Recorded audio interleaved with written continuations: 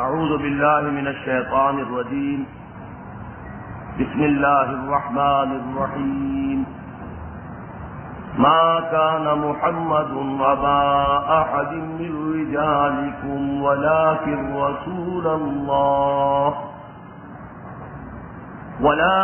رسول الله وخاتم النبيين وكان الله بكل شيء عليما يا أيها الذين آمنوا اذكروا الله ذكرا كثيرا وسبحوه بكرة وأصيلا هو الذي يصلي عليكم وملائكته ليخرجكم من الظلمات إلى النور وكان بالمؤمنين رحيما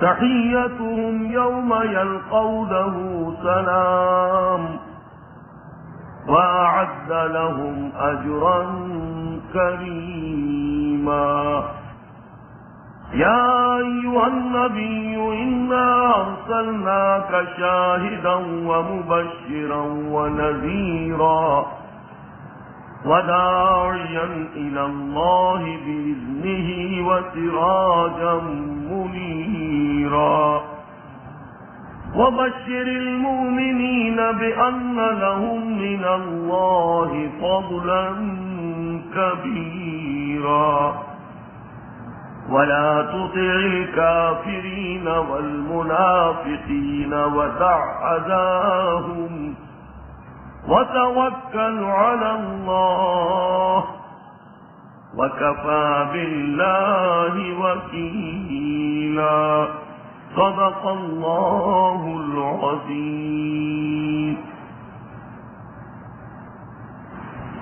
چونکہ آج کے ہمارے اجتماع میں ہمارے کچھ ایسے ساتھی بھی شریک ہیں کہ جو بیرون لاہور سے آئے ہوئے ہیں، لہذا میں وہ باتیں کہ جو تمہیدی طور پر سورہ احزاب کے بارے میں اس سے پہلے 2-3 مرتبہ بیان کر چکا ہوں، آج پھر کر رہا ہوں.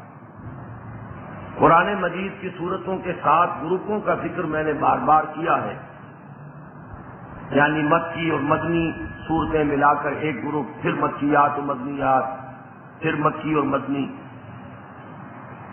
تو یہ تعداد تو اگرچہ 7 ہے، لیکن غور کریں گے تو ایک اعتبار سے وہ 6 گروپ بنتے ہیں مدنیات کے اور 6 مکیات کے. اس کی وجہ یہ ہے کہ پہلے گروپ میں سورہ فاتحہ مکی صرف ایک صورت ہے، گویا کہ وہ پوری کی پورا جو گروپ ہے وہ مدنی صورتوں پر مشتمل ہے، سورہ بقرہ، سورہ آل عمران، سورہ نساء، سورہ مائدہ.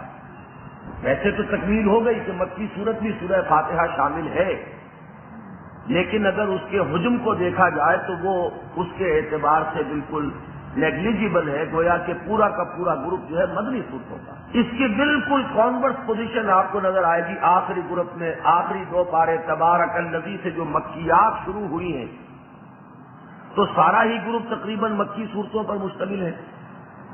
آخر میں معوذتین کے بارے میں تو کچھ یقینی طور پر معلوم ہے کہ وہ مدنیات ہیں.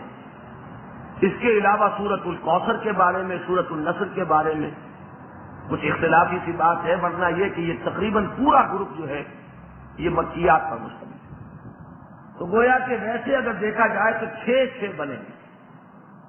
6 مجموعے زیادہ نمایاں مکی صورتوں کے، 6 ہی ہے مدنی صورتوں کے. اس کے اعتبار سے دیکھا جائے تو وسط بن جائے گا. 1 اور 2 ادھر چھوڑیے، 3 اور 4 اور پھر 5 اور 6، تو 3 اور 4 کا عدد درمیانی آئے گا. تو عجیب بات یہ ہے کہ یہ جو 3 اور 4 کے درمیانی عدد ہے مدنیات کے اعتبار سے، یہ صرف ایک صورتوں پر مشتمل ہے، دونوں، سورہ نور پھر سورہ احزاب جو اب ہم پڑھ رہے ہیں. اس سے پہلے 2 مدنیات، 4 تو شروع میں آئیں، سورہ بقرہ، سورہ نساء، سورہ مائدہ، سورہ آل عمران. اس کے بعد 2 آئیں، سورہ انفال، سورہ توبہ، پھر 1 سورہ نور، پھر 1 سورہ احزاب. اس کے بعد 3 صورتیں آئیں گی، سورہ محمد، سورہ فتح اور سورہ حجرات.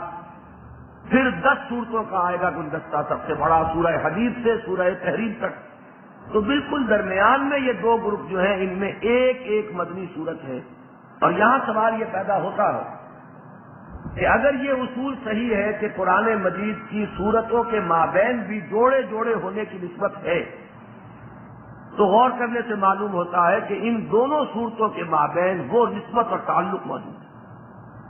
یہ یکجا تو نہیں آئی ہے، ایک اس گروپ کے ساتھ ہے، ایک اس گروپ کے ساتھ ہے. دونوں گروپ متصل ہیں.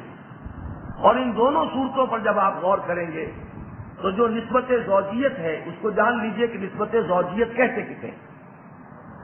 ایک تو یہ کہ مشابہت کا پہلو بہت ہونا چاہیے، مرد اور عورت، آخر انسان ہونے میں تو دونوں مشترک ہیں.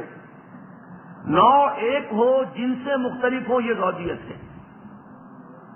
آخر گھوڑا اور پھر اس کا جو جوڑا ہے ان میں جو مناسبت ہے. تو اسی طریقے سے ایک تو مشابہت ہوگی اور کسی خاص پہلو سے یہ بات نظر آئے گی کہ دونوں مل کر کسی مقصد کی تکمیل کر رہی ہوں. نوع ایک ہے، جنس جدا ہے، یہ نسبت زوجیت ہے. تو جہاں بھی آپ صورتوں کے درمیان یہ جوڑے ہونے کی شکل دیکھیں گے یہ چیز آپ کو نمایاں ملے گی. مثلا معوذتین دونوں کا مضمون ایک ہی ہے، تعوذ. نوع تو ایک ہی ہوگی لیکن تعوذ کن کن چیزوں سے کرنا ہے اس کو 2 میں تقسیم کر دیا. ایک وہ آفات ہیں جو انسان پر خارج سے حملہ آور ہوتی ہیں، ایک وہ ہے جو اس کے اپنے نفس کے وسوسہ اندازی سے اس پر کچھ نتائج مترتب کرتی ہیں. باہر سے آنے والی چیزیں جو ہیں ان سے تعوذ. قل اعوذ برب الفلق من شر ما خلق ومن شر غاسق اذا وقب ومن شر النفاثات في العقد ومن شر حاسد اذا حسد. اور جو اندر سے ہے الذی یوسوس فی صدور الناس، وہ انسان کے اپنے اندر سینے کے اندر سے اس کے اپنے سفلی جذبات کو پھونکے مار کر شیطان یا شیطان کی مانوی یا سلبی ذریت جو کچھ برائی پیدا کرتی ہے اس کو ایک طرف کر دیا، اس کو ایک طرف کر دیا. تعوذ ایک ہے، اس کے رخ 2 ہو گئے. اسی طرح سورہ مزمل، سورہ مدثر، اب دونوں میں مناسبت. مدثر مزمل دونوں کے معنی تقریباً ایک، اے کمبل میں لپٹ کر لیٹنے والے، اے لحاف میں لپٹ کر لیٹنے والے.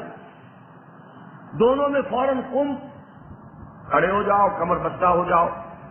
اب کھڑے ہونے کے 2 رخ ہیں. ایک رات کو کھڑے ہو اپنے رب کے حضور میں اور اس کا کلام پڑھو ٹھہر ٹھہر کر، رک رک کر. قم اللیل الا قلیلا نصفہ او انقص منہ قلیلا. ایک یہ ہے کہ دن کے وقت میں داعی کی حیثیت سے، مبلغ کی حیثیت سے اب کھڑے ہو جاؤ. یا ایھا المدثر قم فانذر وربک فکبر. تو دونوں کے اندر وہ مشابہت بھی، نوع ایک ہے، لیکن یہ کہ دونوں میں ایک میں وہ رات کا عمل ہے اور ذاتی عمل ہے، ذاتی مجاہدہ ہے، ریاضت ہے، اور دوسرے میں دن کا عمل ہے اور وہ تبلیغ ہے اور تلقین ہے اور تکبیر رب کی صحیح و درست. تو اس طریقے سے یہ نسبت زوجیت کو سمجھ لینا چاہیے. تو سورہ نور تنہا آئی، سورہ احزاب تنہا آئی، لیکن ان دونوں میں دیکھیے تو وہ نسبت زوجیت کا تمام و کمال موجود. یہاں تو جس قدر میرے سامنے نکات آئے ہیں اس میں شاید اور صورتوں میں میں گنوا بھی نہ سکوں. دونوں کا حجم دیکھیے، 9 رکوع اس کے ہیں، 9 رکوع اس کے. اور رکوعوں کی تقسیم کے بارے میں نے بار بار یہ کہا ہے کہ خاصی معنویت ہے اس میں. بڑے غور و فکر کے بعد مضامین کی تقسیم کر کے یہ رکوع معین ہوئے ہیں. یہ ایٹ رینڈم نہیں ہے، الٹ اپ نہیں ہے، آربیٹری تقسیم نہیں ہے پاروں کی طرح. تعداد آیات میں دیکھی تو عجیب بات نظر آئی. ایک میں 64، ایک میں 73. 7 اور 3 کو جمع کیجئے تو حاصل جمع 10، اور 6 اور 4 کو جمع کیجئے تو حاصل جمع پھر 10. اس سے بھی زیادہ نمایاں اور بڑی حیران کن بات یہ ہے کہ آیت نمبر 35، 5ویں رکوع کی پہلی آیت وہاں، 5ویں رکوع کی پہلی آیت یہاں، دونوں کا نمبر 35، اور ان دونوں میں وہ نسبت زوجیت ہے. ایک میں ایمان کی ماہیت بیان ہوئی، ایمان کیا ہے، ایک نور ہے، جو انسان کے باطن میں پیدا ہوتا ہے، اور اس کے دو اجزاء ہیں، نور وحی، نور فطرت۔ یہ سورہ نور میں بیان ہو رہا ہے، اللہ نور السماوات والارض مثل نورہ کمشکاۃ فیہا مصباح المصباح فی زجاجہ۔ یہ آیہ نور بڑی مشہور آیات میں سے، مشکل بھی ہے، آسان نہیں اس کو سمجھنا، اس لیے کہ ایمان کی ماہیت اور حقیقت جو ہے یہ بہت اہم اور بہت مشکل اور دقیق مضمون ہے۔ لیکن جو اس کا یہاں پر آیا ہے، اس ایمان کا ظہور جب انسان کی شخصیت میں ہوگا عمل کے اعتبار سے، کردار کے اندر اس کی کیا کیا کیفیات پیدا ہوں گی، تو وہ آیت نمبر 35 یہاں کی دیکھ لیجئے، ان المسلمین والمسلمات والمؤمنین والمؤمنات والقانتین والقانتات والصادقین والصادقات والصابرین والصابرات والخاشعین والخاشعات والمتصدقین والمتصدقات والصائمین والصائمات والحافظین فروجہم والحافظات والذاکرین اللہ کثیرا والذاکرات اعد اللہ لہم مغفرۃ واجرا عظیما۔ اس ایمان کا ظہور کن صورتوں میں ہوتا ہے، ان کے شب و روز کیا ہو جاتے ہیں، ان کی دلچسپیاں کیا ہوتی ہیں، ان کی زندگی کی نمایاں خصوصیات کیا ہوتی ہیں، لینڈ مارک کیا ہیں ان کے سیرت و کردار کے۔ اب یہ تمام جو ہے وہ ایمان ہے جو باطن میں ہے، یہ اس کے وہ اثرات اور نتائج ہیں۔ دیکھیے جس طرح خدا کو ہم نہیں دیکھتے لیکن اس کے آثار یہاں ہیں، حق میری دسترس سے باہر ہے، اس کے آثار دیکھتا ہوں میں، اس کی نشانیاں ہمارے سامنے ہیں، یہ سورج اس کی نشانی، یہ چاند اس کی نشانی، یہ ہواؤں کا چلنا اس کی نشانی، یہ بارش کا برسنا اس کی نشانی۔ تو حق میری دسترس سے باہر ہے، حق کے آثار دیکھتا ہوں میں۔ ایمان آپ کی دسترس سے باہر ہے، وہ تو جس کے اندر ہے آپ نہیں دیکھ سکتے، لیکن اس ایمان کے آثار ہیں، نتائج ہیں، اس کی کچھ کیفیات ہیں جو انسان کی شخصیت کے اندر جنم لیتی ہیں، وہ ظاہر ہوتی ہیں۔ وہ ہے کہ جو آیت نمبر 35 سورہ احزاب کی ہے، وہ آیت نمبر 35 سورہ نور کی ہے۔ دیکھیے جس کو ہم کہتے ہیں نا تصویر کے دو رخ، اور اس سے بات مکمل ہوئی، ان دونوں آیتوں کو جوڑ دیجئے تو مسلم و مومن، اس کی پوری تفصیل جو ہے سامنے آ گئی۔ آگے چلیے، ان دونوں صورتوں میں دو سکینڈلز کا ذکر ہے، دونوں سکینڈل جنسی، سیکس سکینڈل جو بدترین سکینڈل ہو سکتے ہیں، اور یہ کون ملوث کیے جا رہے ہیں؟ حضور اور آپ کی زوجہ محترمہ۔ سورہ نور میں حضرت عائشہ پر تہمت، اس واقعہ اس سورہ احزاب میں حضور پر تہمت، حضرت زینب کے بارے میں، اور اس کا جو سکینڈل بنا، جو کچھ یہ میں گوئیاں ہوئی، جو افواہیں پھیلائی گئیں، جو ہمارے ہاں بھی کچھ روایات کے اندر نہ معلوم کہاں سے آ کے جمع ہو گئی ہیں، ان دونوں کو جمع کر لیجئے، دونوں میں سکینڈل کا ذکر ہے اور اعلان برات کیا جا رہا ہے۔ ادھر معاملہ حضرت عائشہ صدیقہ رضی اللہ تعالی عنہا کا، ادھر محمد الرسول اللہ صلی اللہ علیہ وسلم۔ اور آگے چلیے، دونوں میں مسلمانوں کی عائلی زندگی سے متعلق ہدایات ہیں، جس کے لیے اگر ہم ایک عنوان معین کریں تو وہ ستر اور حجاب، یہ بھی دو ہو گئے، ایک لفظ لائیں تو پردہ۔ پردے میں در حقیقت دونوں رخ ہیں، وہ حدیث کئی مرتبہ آ چکی، میں سنا چکا، ان المرأۃ عورۃ، یہ جو حوا کی بیٹیاں ہیں یہ کل کی کل چھپائے جانے کے قابل ہیں۔ مرد کے جسم کا بھی ایک حصہ عورت کہلاتا ہے، ناف سے لے کر اور گھٹنے کے نیچے تک، ناف کے اوپر سے لے کر گھٹنے کے نیچے تک، یہ مرد کے جسم کا عورت ہے، یعنی اس کو چھپا رہنا چاہیے، اسی کو ہم ستر کہتے ہیں۔ اور عورت کا پورا جسم عورت ہے، وہ تو مجسم عورت ہے، سرتاپا عورت ہے، وہ چھپا کے رکھے جانے والی شے ہے۔ لہذا پردہ جو ہے در حقیقت اس چھپانے کے دو درجے ہیں، کہ ایک درجہ تو وہ ہے کہ جس میں جو محرم ہیں ان کا دائرہ کر دیا گیا، کہ چہرے کی یہ ٹکیا، یہ ہاتھ اور یہ پاؤں، ماں کے اگر جسم کے یہ تین حصے بیٹا دیکھ لے کوئی حرج نہیں، بہن کے جسم کے یہ تین حصے بھائی دیکھ لے نگاہ پڑ جائے کوئی حرج نہیں، اس سے آگے ماں کے جسم پر بیٹے کی نگاہ نہیں پڑنی چاہیے، اس سے آگے بہن کے جسم پر بھائی کی نگاہ نہیں پڑنی چاہیے، اس سے آگے معاملہ صرف شوہر کا ہے یا بقدر ضرورت طبیب کا ہے، بس کوئی استثناء اس کے سوا نہیں، یا شوہر یا بقدر ضرورت بشرط ضرورت طبیب کا، تیسری کوئی ایکسپشن نہیں۔ عورت کا جسم اس درجے میں سطر ہے، مستورات ہم کہہ دیتے ہیں، حالانکہ اب وہ بیچاریاں مستورات نہیں رہی، مکشوفات ہو گئی، لیکن ایک اس سے اگلا پردہ ہے، جو نامحرم ہے وہ جسم کے ان حصوں پر بھی نگاہ نہیں ڈال سکتے۔ تو یوں کہیے کہ ایک پردہ ہے نامحرموں کا پردہ یا گھر سے باہر کا پردہ، گھر کا دائرہ جو ہے اس میں تو محرم ہی آئے گا، اور ایک پردہ ہے گھر کے اندر کا پردہ۔ سورہ احزاب میں گھر سے باہر کا پردہ ہے، یہ آگے آئیں گے مضامین ابھی، اور سورہ نور میں گھر کے اندر کا پردہ ہے۔ داخلے کے احکام دیے گئے ہیں، کن کن اوقات میں جایا جا سکتا ہے گھروں کے اندر، کس وقت نہیں جا سکتا، بیٹے بھی اذن لیے بغیر کمروں میں داخل نہ ہو اپنے والدین کے، وہ وقت معین کر دیے گئے ہیں۔ یہ سارا اتنی باریک بینی کے ساتھ یہ جو احکام دیے گئے تو یہ یوں ہی تو نہیں دیے گئے، اس کی حکمتیں ہیں، اس کی غرضیں ہیں، اس نے پورے اسلامی معاشرت کو ایک خاص رنگ میں رنگا ہے۔ لیکن یہاں صرف اس وقت عرض کرنا مقصود ہے کہ اس کا ایک حصہ سورہ نور میں، ایک حصہ سورہ احزاب میں، دونوں کو جمع کیجئے بات مکمل ہوتی ہے۔ اسی کا نام نسبت زوجیت۔ تو اتنے پہلو ہیں کہ آپ ذہن میں رکھیں گے اور اس سے بڑے بڑے عقدے حل ہو جاتے ہیں۔ مثلا سورہ نور میں جو یہ فرمایا کہ اے نبی مسلمانوں سے کہیے کہ وہ اپنی نگاہیں نیچی رکھا کریں، اب اس کا مطلب اگر آپ نے لے لیا کہ یہ نامحرموں کے لیے بھی بس اتنا ہی پردہ ہے، بڑی حماقت ہے، بڑی حماقت ہے، وہ آپ محل نہیں پہچان رہے۔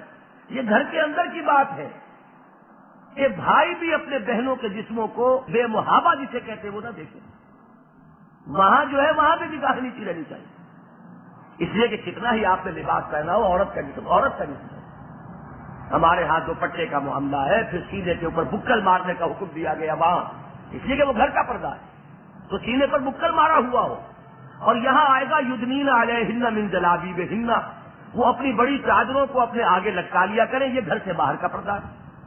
برقعے تو نہیں تھے اس وقت جبکہ قرآن مجید نازل ہو رہا ہے، لیکن جلباب کہتے تھے اس بڑی چادر کو جس کو عورت جب گھر سے نکلتی تھی تو اپنے پورے جسم کے گرد اس کو لپیٹ لیتی تھی، وہ اوڑھنی ہے، خمورہن، یہ خمار کہتے ہیں اوڑھنی کو کہ جو عام طور پر گھروں میں استعمال ہوتی ہے۔ اس اوڑھنی کا مقصد کیا ہوتا ہے کہ سر کو ڈھانپے اور پھر اس کا بکل جو ہے سینے پر آ جائے تاکہ سینے کے ابھار نمایاں نہ ہو، یہ اوڑھنی کا مقصد ہے۔ تو وہاں جو فرمایا کہ ان سے کہیے اپنی خواتین سے کہ یضربن بخمرہن علی جیوبہن، کہ وہ اپنی اوڑھنیوں کے ذرا بکل اپنے گریبانوں پر مار لیا کریں تاکہ یہ سینے کے ابھار نمایاں نہ ہو۔ اگر کوئی سمجھے بس اتنی ہی ضرورت ہے تو بڑا احمق ہے، اصل میں یہ گھر کی بات ہو رہی ہے، گھر میں یہ ضروری ہے، یہ نہیں کہ گھر میں بس داخل ہوئی اور اوڑھنی ابھی اتار کے پھینکی اور وہ جو ہے سینے جو ہے وہ چڑھائی ہوئی ہے، اور یہ انداز جو ہے مسلمان عورت کا گھر میں بھی نہیں ہو سکتا۔ لیکن جب باہر آئیں گے تو یدنین علیہن من جلابیبہن، جلباب جب آپ لے کر نکلے گھر سے تو صرف یہ نہیں کہ آپ نے جسم پر لپیٹ لیا بلکہ اسے چہرے کے آگے بھی لٹکا لیجیے، گھونگھٹ جس کو کہتے ہیں۔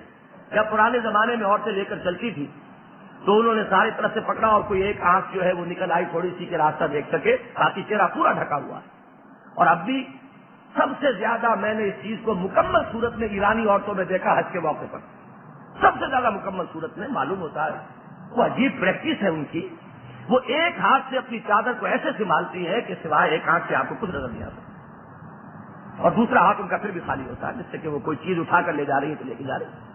ہمارے ہاں وہ چادر تو آ گئی، وہ بدکیوں والی پھولدار سی چادر تو وہاں کی نقل کر لی، لیکن وہ چادر بڑے کمال استغنا کے ساتھ پڑی ہوتی ہے جسم پر، اور اس سے تو یہ کہ ایک طرح سے انسان اپنے حسن کو دوبارہ کرنے کا کام لے سکتا ہے۔ وہ تو ایک عجیب اس کے اندر کیفیت جو ہے وہ شان استغنا بہترین لفظ ہے جو میں نے بول دیا ہے کہ وہ تو اس کا اظہار کر رہی ہے، اس میں یہ تو ہوتا ہی نہیں کہ کوئی اہتمام کر کے کہیں اپنے آپ کو ڈھانپنا ہے، چھپانا ہے، یہ نہیں ہے۔ یہ در حقیقت اگر محل معین ہو جائے، اس صورت میں وہ بات ہو رہی ہے، اس صورت میں یہ بات ہو رہی ہے۔ ظلم کہتے ہی اسے ہے وضع شیء فی غیر محلہ، کسی چیز کو اس کے اصل مقام سے ہٹا کر کہیں اور رکھ دینا، یہ ظلم ہے۔ بات گھر کی ہو، آپ باہر کے اوپر اطلاق کر دیں گے ظلم ہو جائے گا، بات باہر کی ہو گھر کے اندر اطلاق کر دیں گے ظلم ہو جائے گا. اور اس کے لیے دیکھیے کہ یہ جو نسبت زوجیت کا جو ہے اگر اس پہلو سے سمجھیں گے تو کس طرح مضامین جو ہے وہ پھر کھل سے چلے گا. بہرحال یہ باتیں تو میں نے دہرا دی ان احباب کے لیے کہ جو باہر سے آئے ہوئے ہیں کہ سورہ احزاب پڑھیں، سورہ نور پڑھیں، تو یہ ایک کنجی ہاتھ میں رہے کہ اس کے مضامین پر غور کرتے ہوئے اگر ان چند چیزوں کو سامنے رکھیں گے. تقابلی مطالعہ جو ہے وہ ہر فن میں، ہر فیلڈ میں بہت مفید ہوتا ہے. آپ کو معلوم ہے مذہب کا تقابلی مطالعہ، فلسفے کے مکتبہ ہائے فکر کا تقابلی مطالعہ. تقابل سے عربی زبان کی کہاوت بھی ہے کہ معرفت کا حصول اشیاء کے ازداد کے حوالے سے بھی ہوتا ہے. کسی چیز کی ضد سامنے ہوگی تو تعرف الاشیاء بازدادھا، تو اس طریقے سے جب تقابل ہوتا ہے تو اس سے بہت سے وہ پہلو سامنے آتے ہیں کہ جو اگر ایک ہی چیز سامنے ہو تو شاید اس کے وہ پہلو اتنے نمایاں ہو کر سامنے نہ آئے. اب جو آیہ مبارک آج ہم پڑھ رہے ہیں، ما کان محمد ابا احد من رجالکم، محمد صلی اللہ علیہ وسلم تم میں سے کسی مرد کے والد نہیں ہیں، ولکن رسول اللہ، بلکہ وہ اللہ کے رسول ہے، وخاتم النبیین، اور انبیاء کے خاتم ہیں یا خاتم ہیں، دونوں الفاظ جو ہیں یہاں پہ رکھ لیجیے. وکان اللہ بکل شیء علیما، اور اللہ ہر چیز کا کما حقہ علم رکھتا ہے. اس آیہ مبارکہ میں جو مضمون آ رہا ہے وہ پورا سیاق و سباق جو تھا اس کو ذہن میں رکھیں گے تو کھلے گا. واقعہ آپ نے ذہن میں تازہ کر لیجئے. حضرت زینب کا نکاح حضور نے اپنے آزاد کردہ غلام حضرت زید سے کیا، جن کو آپ نے متبنہ بنا لیا تھا یا نہیں بنا لیا تھا، بہرحال وہ مشہور تھے زید ابن محمد صلی اللہ علیہ وسلم. لیکن ایک طرف تو قرآن نے اس تبنیت جو ہے متبنہ بنانے کے قانون کی نفی کی، بیٹے تمہارے وہی ہیں جو اللہ نے تمہارے صلب سے پیدا کیے، منہ بولا کوئی بیٹا قانون میں نہیں. دوسری طرف معاملہ یہ ہوا کہ حضرت زید کا حضرت زینب کا نباہ نہ ہو سکا. حضور نے یہ کس لیے کیا تھا تاکہ حضرت زید کے ساتھ نکاح کر دیں گے تو وہ جو ایک تفریق ہے، اونچ نیچ کی تقسیم، وہ ختم ہو جائے گی.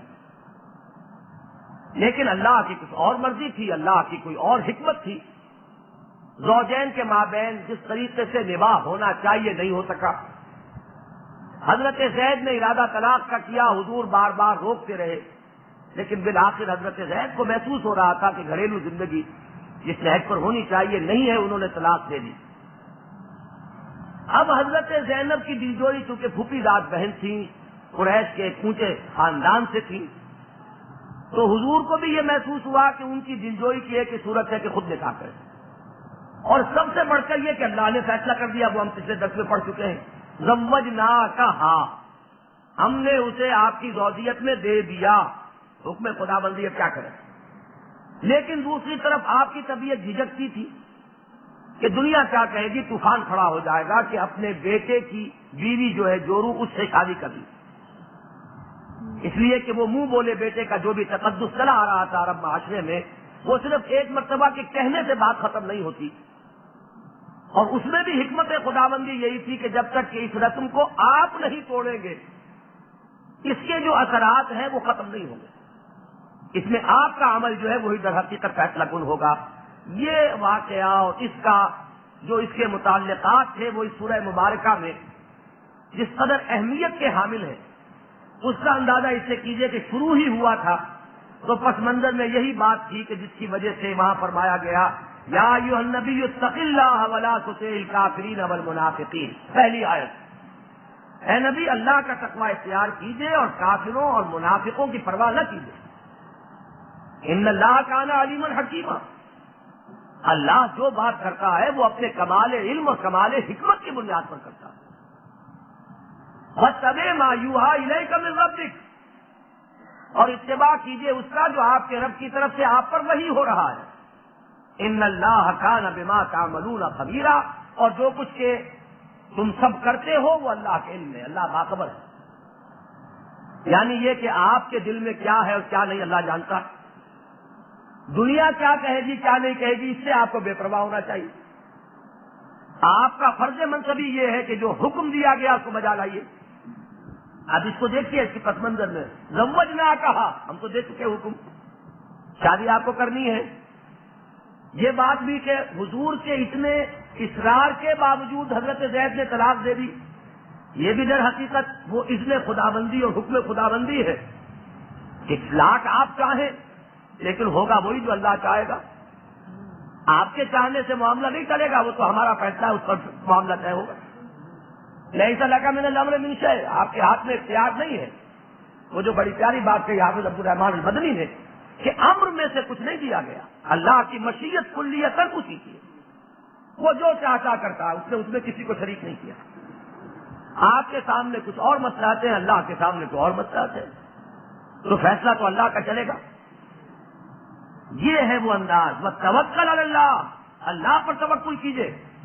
آپ ڈر رہے ہیں کہ پروپیگنڈے کا طوفان اٹھ کھڑا ہوگا، مخالفانہ یہ باتیں ہوں گی، تو آپ کا تو سہارا اللہ کی ذات ہے.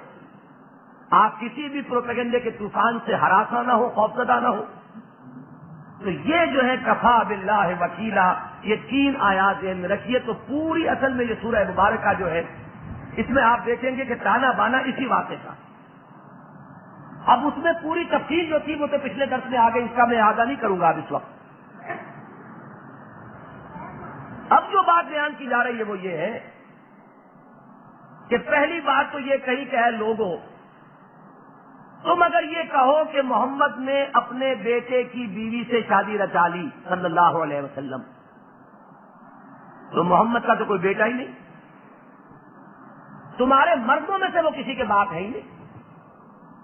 حضور کی اولاد نرینہ حضرت خدیجہ سے 2 بچے ہوئے، دونوں مرد ہونے کے مرحلے سے پہلے اللہ کو پیارے ہوئے بچپن میں. وہ تو اطفال کہلائیں گے، رجال تو نہیں. رجال نے دونوں چیزوں کو علیحدہ علیحدہ کر دیا، ایک بیٹوں کو بیٹیوں سے، اور ایک یہ کہ چھوٹی عمر میں جو فوت ہو جانے والے ہیں وہ بھی اس کے اندر شامل نہیں ہو سکتے. حضور کی بیٹیاں ہیں رضی اللہ تعالی عنہن، لیکن حضور کے بیٹے جو تھے وہ چھوٹی عمر میں فوت ہو گئے. لفظ رجال نے آ کر دونوں کو علیحدہ کر دیا اور جس چیز کی نفی تھی اس کو مشقت کر دیا. تمہارے مردوں میں سے کسی کے باپ نہیں ہے. تیسرے بیٹے جو حضرت ماریہ قبطیہ کے بطن سے تولد ہوئے حضرت ابراہیم، وہ تو بالکل شیرخواری کے عالم میں فوت ہو گئے. تو ما کان محمد ابا احد من رجالکم. لوگوں، اب کہنے کو تو ہر ایک کی زبان ہے، جو چاہے بکواس کرتا پھرے، لیکن تم کیسے یہ بات کہہ سکتے ہو محمد کے تو کوئی بیٹا ہے نہیں، تمہارے مردوں میں سے کسی کے والد نہیں ہے محمد صلی اللہ علیہ وسلم، ولیکن رسول اللہ. اب یہ ایک پہلو سے تو بڑا ایک عجیب سی بات ہے کہ کچھ انمل بے جوڑ سی بات ہے. محمد تمہارے مردوں میں سے کسی کے باپ نہیں بلکہ رسول اللہ ہے. یہاں پر کوئی ایک نوعیت کی چیز تو نہیں. یا تو یوں کہا جاتا نہیں، بلکہ وہ تو تمہارے ہاں کی کچھ خواتین کے والد تو ہیں، تب بھی ایک بات جو ہے جڑ جاتی ہے. لیکن یہاں کیوں کہا جا رہا ہے؟ اس لیے کہ ان کا ایک فرض منصبی ہے، انہیں ہر معاملے میں اپنی حیثیت رسالت کو مد نظر رکھنا.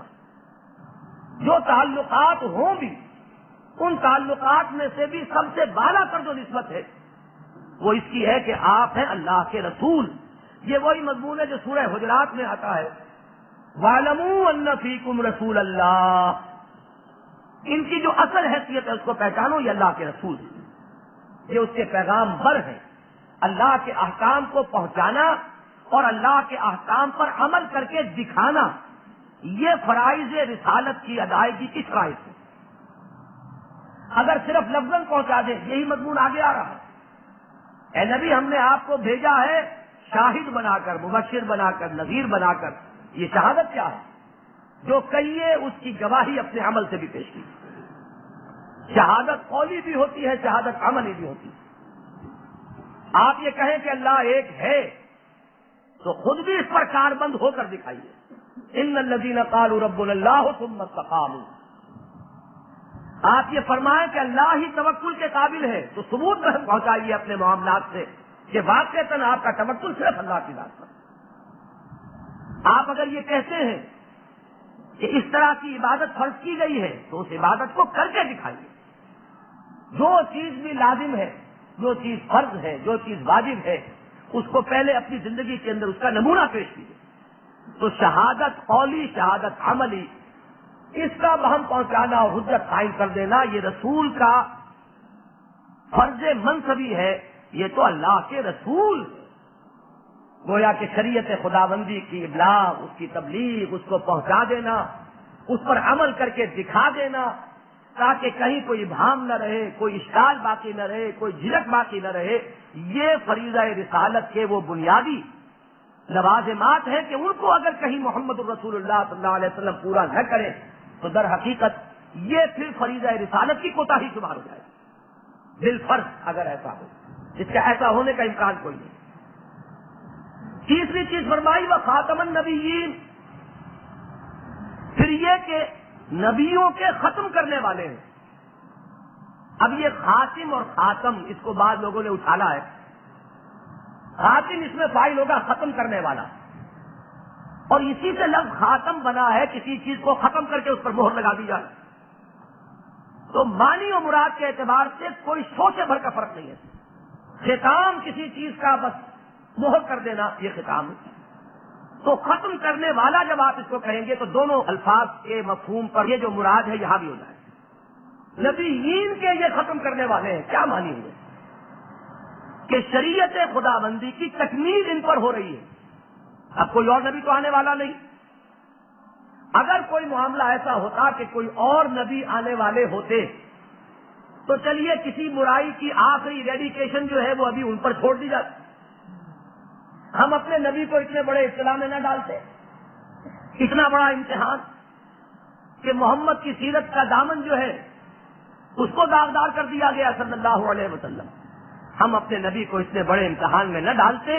اگر کوئی اور نبی بھی بھیجنا ہماری حکمت میں ہوتا. یہ آخری نبی ہے اور آخری تکمیل جو ہے شریعت کی وہ ان پر کن. لہذا اس کے سوا کوئی چارہ کار نہیں کہ جو چیز غلط ہے اس کی غلطی کی یہ صرف قولی شہادت نہ دیں، اس کو اپنے عمل سے اس کو باطل کر کے دکھا دیں. اس کے سوا کوئی اور چارہ کار نہیں ہے. اب دیکھیے اس رنگ میں یہ تینوں چیزیں جڑی ہوئی ہیں، باہم متعلق ہیں. ما کان محمد ابا احد من رجالکم ولکن رسول اللہ وخاتم النبیین. اب یہاں پر اس حد تک تو اس آیت کا مفہوم میں نہیں سمجھتا کہ یہاں جو لوگ آئے ہیں ان میں سے کوئی بھی ہوگا جس کے سامنے نہ ہو. اس کے البتہ چند لوازم ہیں، ان میں سے میں نے بعض کی طرف دیکھا ہے کہ لوگوں کی توجہ نہیں گئی، اور اسی کی وجہ سے جدید مفسرین میں سے ایک صاحب کے ہاں میں نے ایک غلط رجحان پایا ہے. میں نام نہیں لیتا ان کا. وہ یہ ہے کہ اگر اس واقعے پر ہم نے یہی تفسیر اس سے مراد لی ہے تو اس کا نتیجہ یہ نکلے گا کہ کسی دوسرے معاملے میں بھی ہم یہ نہیں کہہ سکتے کہ شریعت خداوندی اس معاملے میں مزید اصلاح کرنا چاہتی تھی لیکن حضور کی حیات طیبہ میں اس کا موقع نہیں آیا، اور ہم اپنے خیال سے مزید اس کے اندر کسی چیز کا اضافہ کریں، یا چناکن یا چنی، یا اس دلیل کو یہاں سے کاٹیے یا پھر مانیے تو پوری بات ماننی پڑے گی. میں یہ خاص طور پر کہہ رہا ہوں لونڈی غلاموں کے معاملے میں. اگر تو لونڈی غلاموں کے معاملے کے اندر مسئلہ وہ ہوتا جو ہمارا آج کا ریشنلسٹک مائنڈ، جدید ذہن جو ہے جس فلسفے کو لے کر چل رہا ہے، اور صغرا کبرا جوڑنا مشکل نہیں ہوتا، ادھر سے جوڑا ادھر سے جوڑا، ادھر سے کچھ اینٹ لی ادھر سے روڑا لیا، کہ شریعت کا دیکھ لیجئے منشا یہ معلوم ہوتا ہے کہ اس کو ختم کیا جائے. بس یہ ہے کہ اس کا خاتمہ پیش نظر ہے، اگرچہ وہ آخری حکم نہیں آ سکا، اس لیے کہ قرآن میں کہیں بھی ایبولیشن جو ہے اس کے لیے تو کوئی واضح آیت موجود نہیں ہے. یا تو یہ کہیے کہ یہ قرآن نامکمل ہے، آیت اتری تھی ہے نہیں، کہیں بھی راستہ نہیں ہے کہیں جانے کا. تدریج ضرور ہوئی ہے احکام میں، کوئی اس کا منکر نہیں.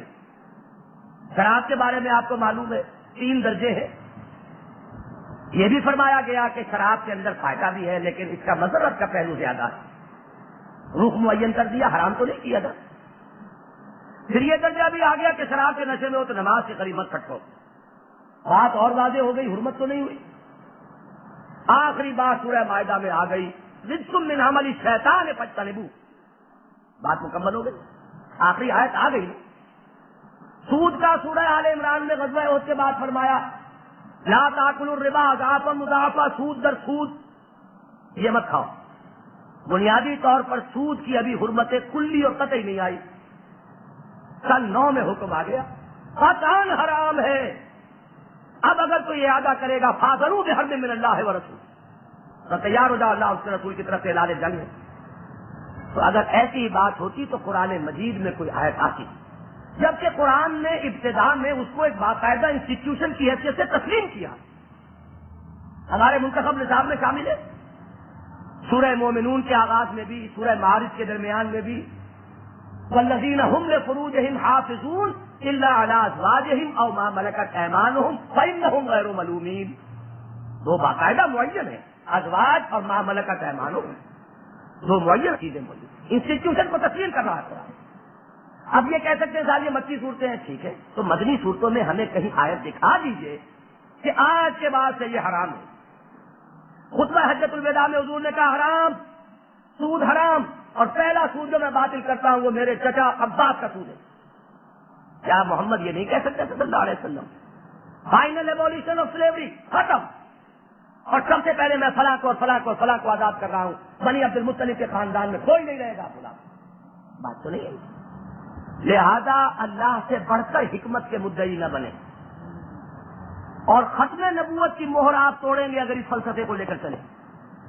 اگر یہ معاشرتی اصلاح اتنی ضروری تھی کہ محمد سے کیے بغیر نہیں ہو سکتی تھی صلی اللہ علیہ وسلم، چاہے کتنا ہی بڑا طوفان اٹھ گیا اور ایک اتنی بڑی آزمائش میں حضور مبتلا ہو گئے، اگر آپ کی دلیل یہ ہے اور صحیح ہے وہ دلیل، تو اسی دلیل کو اپنے پورے فکر پر، پورے فیت فلی، پورے اس کے ساتھ مطابقت کرتے ہوئے قلبی اور ذہنی اس پوری کو شریعت کے اوپر حاوی کیجیے کہ شریعت کی تکمیل حضور پر ہو چکی صلی اللہ علیہ وسلم۔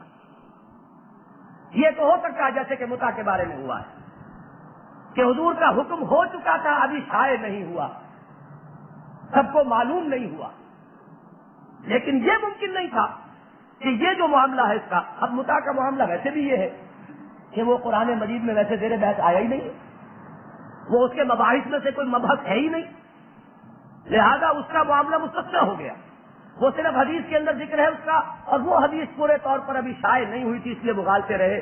بعد میں بات معلوم ہو گئی دوران خلافت راشدہ کہ حضور نے حکم دے دیا تھا اس کی فائنل حرمت کا، لہذا وہ حرمت دوران خلافت راشدہ اسٹیبلش ہو گئی، علیکم بسنتی وسنت خلفاء الراشدین المہدیین، بات پوری ہو گئی۔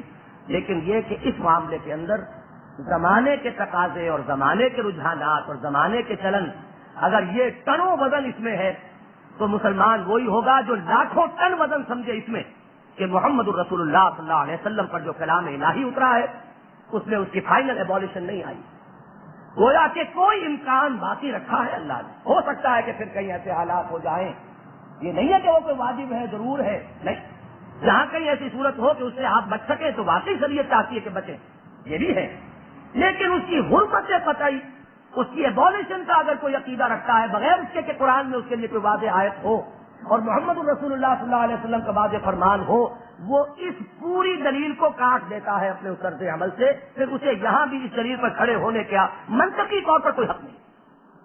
یہ بات میں چاہتا ہوں کہ اچھی طرح سمجھ لیں کہ ختم نبوت کا یہ ایک لازمی تقاضا ہے کہ جہاں تک شریعت کا ارتقاء مطلوب تھا حکمت خداوندی میں، وہ دوران حیات محمدی صلی اللہ علیہ وسلم اپنے آخری تکمیلی مرحلے کو پہنچ چکا۔ اب اگر ہم یہ کہیں اپنی طرف سے کہ یہ بھی تھا تو صحیح ذرا بس نہیں ہو سکا، لیکن ہم کر دیتے ہیں اس کو، یہ جو ہے در حقیقت لا تقدموا بین یدی اللہ ورسولہ کا مصداق ہو جائے گا، مت آگے بڑھو اللہ اور اس کے رسول سے، تم اس سے بڑھ کر زیادہ جاننے والے اور اس سے زیادہ حکمت رکھنے والے اور اس سے زیادہ عقل و فہم رکھنے والے نہیں ہو، تمہارا دائرہ کار معین ہے، کتاب اور سنت رسول صلی اللہ علیہ وسلم، ایتونی بشیء من کتاب اللہ و سنت رسول حتی اقول، لاؤ کوئی چیز اگر ہے اللہ کی کتاب سے اور اس کے رسول کی سنت سے، میں تسلیم کر لوں گا، سر تسلیم کب ہو جائے گا، جب تک نہیں لاؤ گے بات نہیں مانی جائے گی۔ ما كان محمد نبا احد من رجالكم ولكن رسول اللہ وخاتم النبیین، یہ چیز جو ہے ان احادیث سے اور اچھی طرح سمجھ لیجیے۔ حضرت عمر کے بارے میں 2 حدیثیں آتی ہیں، میرے بعد اگر کوئی نبی ہوتا تو عمر ہوتے. یہ حدیث بھی موجود ہے کہ امتوں میں، ہر نبی کی امتوں میں محدث ہوتے ہیں جن سے اللہ کلام کرتا ہے بغیر اس کے کہ وہ نبی ہو، اور میری امت میں عمر ہیں جو محدث ہیں. حضرت علی جب ملول ہوئے کہ آپ مجھے کہاں مدینے میں چھوڑ کر جا رہے ہیں، خود تو آپ اللہ کی راہ میں قتال کے لیے جا رہے ہیں، اس وقت کیا کہا کہ اے علی کیا تم اس پر راضی نہیں ہو کہ تم میرے ساتھ اسی حیثیت میں ہو جس حیثیت میں کہ ہارون تھے موسیٰ کے ساتھ. موسیٰ کوہ طور پر گئے، ہارون کو چھوڑ گئے، سوائے اس کے کہ میرے بعد نبوت نہیں ہے. یعنی کہیں مغالطہ یہ نہ ہو جائے کہ وہ جس طرح ہارون رسول تھے، کہیں تمہارے بارے میں بھی یہ سمجھ لیا جائے کیونکہ میں نے تمثیل دے دی ہے اس کی کہ تم بالکل میرے ساتھ وہی نسبت رکھتے ہو کہ جو موسیٰ کے ساتھ ہارون کو تھی، سوائے اس کے اللہ نبی بعدی، میرے بعد نبوت کا کوئی سلسلہ نہیں. لیکن جیسے وہ جانشین بنا کر گئے اپنے حقیقی بھائی کو، ویسے میں اگر اپنا جانشین اپنے چچا زاد بھائی کو بنا کر جاؤں تو یہ نسبت ہے. پیچھے جو رہتے ہیں وہ بھی تو کام کرتے ہیں، جو ڈپیوٹ کر دیے گئے ہوں وہ بھی اپنے در حقیقت اپنی ذمہ داری اور فرائض میں شامل ہیں، اور یہاں کے بارے میں جو اطمینان مہیا کرتا ہے باہر جانے والوں کو، وہ برابر میں اس کے اجر و ثواب کے اندر شریک ہوگا. اس طریقے سے نہ معلوم کتنے مختلف پیرایوں میں حضور نے ختم نبوت کو احادیث میں بالکل اس طریقے سے واضح کر دیا ہے کہ جس کے بعد کسی بھی اشتباہ کی کوئی گنجائش نہیں. کانت بنو اسرائیل تسوسہم الانبیاء، بنو اسرائیل جو ہے ان کی سیاست حضرت موسیٰ کے بعد نبیوں ہی کے ہاتھ میں رہی. میرے بعد نبی نہیں ہوں گے، خلفاء ہوں گے، یہ بھی واضح کر دیا. حضور نے اپنی 6 باتیں گنوائی کہ 6 باتوں میں تمام انبیاء سے ممتاز ہوں. اس میں یہ ختم بالنبوۃ، میرے ساتھ مجھ پر نبوت ختم کر دی گئی.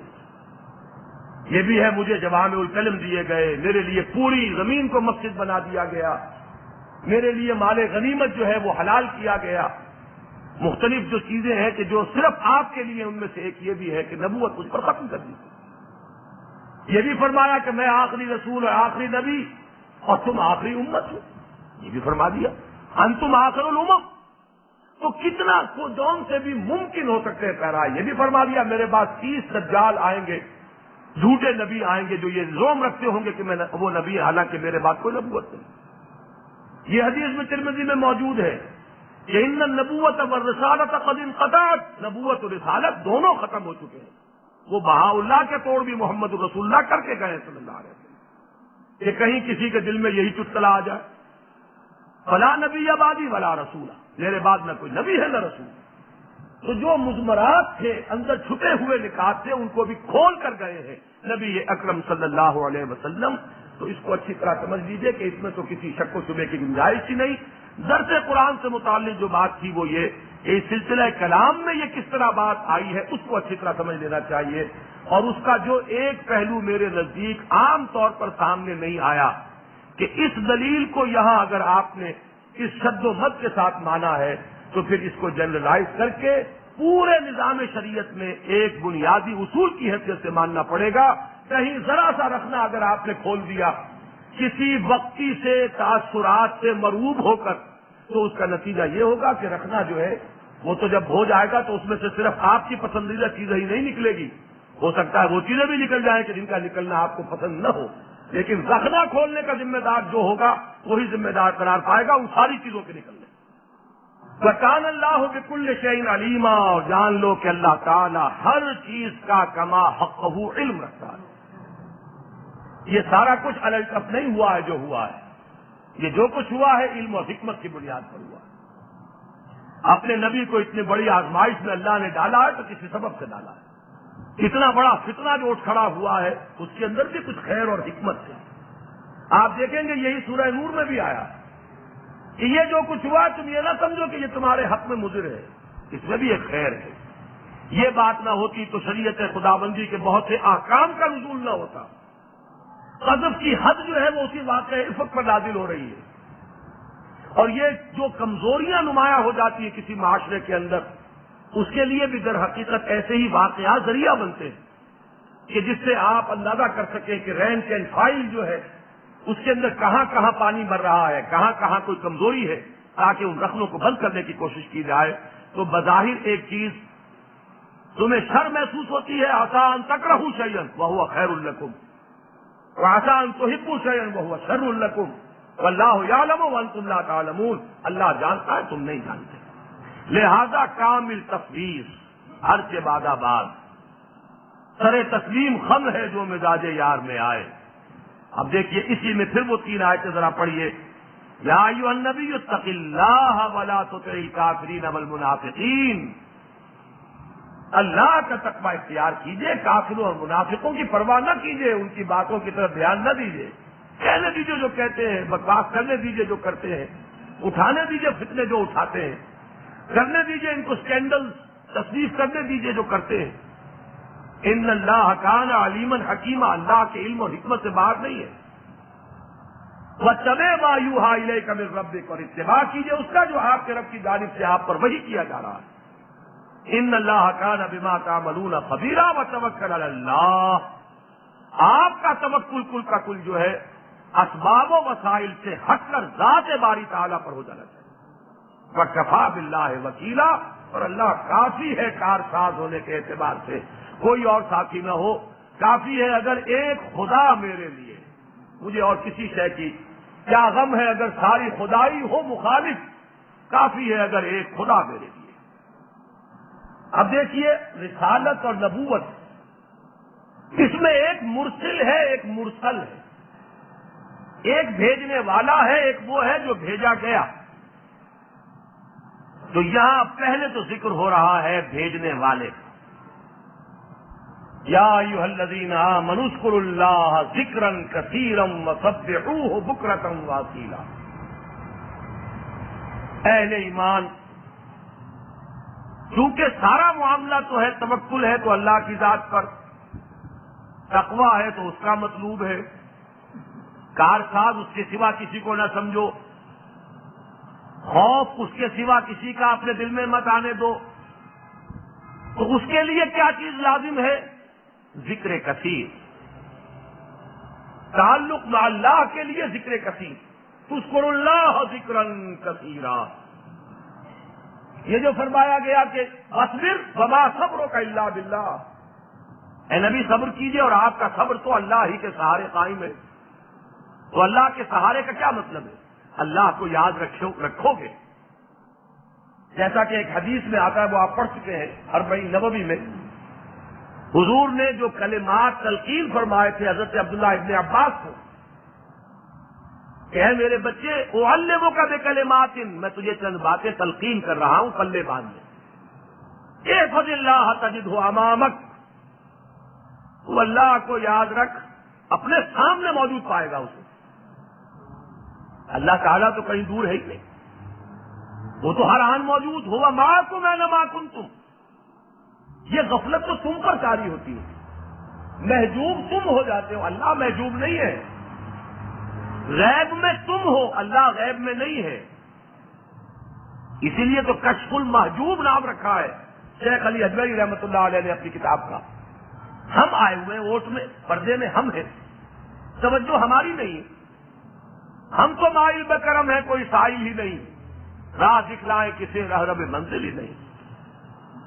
میرا بندہ میری طرف بالش بھر آتا ہے، میں ہاتھ بھر آتا ہوں، وہ چل کر آتا ہے، میں دوڑ کر آتا ہوں، کوئی حد ہے؟ تو اصل بات تو یہ ہے کہ تم ہی اپنا رخ پھیرے ہوئے ہو ہم سے۔ تو ظاہر بات ہے کہ اللہ غیور ہے، جو منہ پھیرتا ہے اللہ بھی اس سے اپنی نظر کرم اور اپنی چشم رحمت کو پھیر لیتا۔ لہذا تم اگر یاد رکھو ہمیں تو ہم تو کہیں دور نہیں۔ احفظ اللہ یحفظک، احفظ اللہ تجدہ امامک، تم اللہ کو یاد رکھو اللہ تمہیں یاد رکھے گا۔ اب دیکھیے یہ وہ ترجمہ ہے سورہ بقرہ کی اس آیت کا، 18ویں رکوع کی آخری آیت، فاذکرونی اذکرکم، تم مجھے یاد کرو میں تمہیں یاد رکھوں گا۔ احفظ اللہ یحفظک، احفظ اللہ تجدہ امامک، اپنے سامنے موجود پاؤ۔ یہ حد ہے، کسی چیز کی تعبیر کے لیے اب اس سے زیادہ الفاظ تو نہیں آ سکتے، اور اس سے زیادہ کرنا ہو تو تقرب کا وہ مقام بھی آتا ہے یہ تو حدیث جو ہے اتنی قوی ہے صنعت کے اعتبار سے کہ کسی کو کتنا ہی اس کے اوپر گھبراہٹ ہو، بہرحال وہ حدیث کے ذخیرے سے اس کو نہیں نکال سکتا۔ اللہ اپنے بندے کی ٹانگیں بھی بن جاتا ہے جس سے وہ چلتا ہے، میں اس کا ہاتھ بن جاتا ہوں جس سے وہ پکڑتا ہے، میں اس کے پاؤں بن جاتا ہوں جس سے وہ چلتا ہے، میں اس کی آنکھیں بن جاتا ہوں جس سے وہ دیکھتا ہے۔ یہ بھی ہے، قرب کا یہ درجہ بھی ہے۔ یہ ذہن میں رکھیے، اس کے لیے کیا ہے ذریعہ؟ ذکر، اور ذکر کثیر، یہ سورہ جمعہ میں ہمارے منتخب نصاب میں بحث آتی ہے، وَاذْكُرُوا اللَّهَ كَثِيرًا لَعَلَّكُمْ تُفْلِحُونَ۔ اب اس میں جو چند باتیں بار بار میں نے کہی ہیں پھر دہرانی پڑتی ہیں۔ ہمارے ہاں ایک غلطی یہ ہے کہ ذریعہ ذکر کو ذکر سمجھ لیا گیا۔ اصل میں ذکر کیا ہے؟ استحضار اللہ فی القلب، دل میں اللہ کو موجود رکھا جائے۔ استحضار حاضر سے بنانا، حاضر، استحضار حاضر کر لینا، یہی باب استفعال کا خاصہ ہے۔ نصرت، استنصار، مدد حاصل کرنا، استحضار اللہ فی القلب، اپنے دل میں اللہ کو موجود رکھنا، یہ ہے ذکر۔ اس کے لیے ذریعے ہیں، جن کو ہم ذکر کہتے ہیں، وہ ذکر کر رہے ہیں، اللہ اللہ کر رہے ہیں، ذکر کر رہے ہیں، لیکن اگر اللہ اللہ ہو رہی ہو، دھیان کہیں اور لگا ہوا ہو تو ذکر نہیں ہو رہا۔ ذریعہ ذکر پر عامل ہے ایک شخص، ذکر نہیں ہو رہا۔ ذکر کے سلسلے میں اب جو ذرائع ذکر ہیں، ان میں چوٹی کا ذریعہ، جس کو کہ یہ کہا جا سکتا ہے کہ وہ تو مجسم ذکر ہے، وہ ہے قرآن۔ اس انر کانشسنس کو، اللہ کا جو انسان کے باطن میں ایک شعور کا جو معاملہ ابھرنا چاہیے، قرآن مجید سے زیادہ مؤثر شے کوئی نہیں۔